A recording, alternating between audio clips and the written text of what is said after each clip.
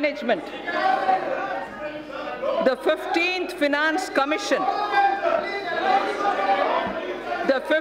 Finance Commission has given its first report pertaining to financial year 2020-2021.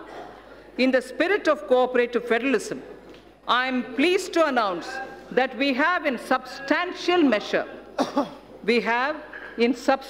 measure accepted the recommendations of the Commission.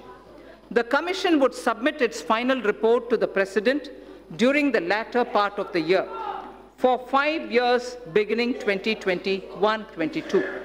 It is decided to transfer to the GST Compensation Fund balances due out of the collection of the years 2016-17 and 17-18 in 2 installments. Hereinafter, transfers to the fund would be limited only to the collection by way of GST compensation cess.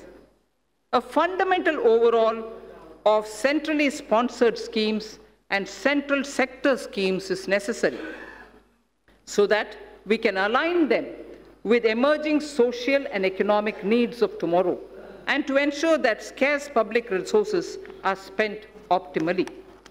Recently, there has been a debate over transparency and credibility of the projected fiscal numbers.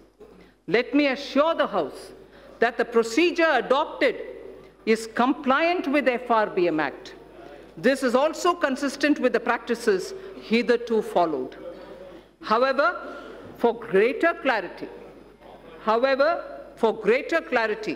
I have enumerated those central government debt that are not part of the market borrowing and are used to fund the expenditure at the annex. I'd like to repeat this line, sir.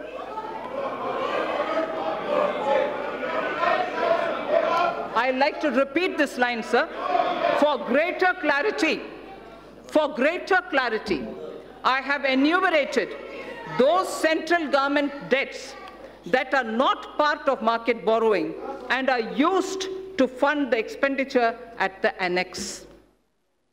Servicing of interest and repayment of these debts,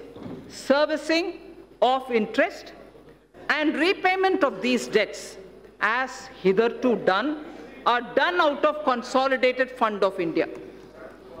So now I come to some numbers.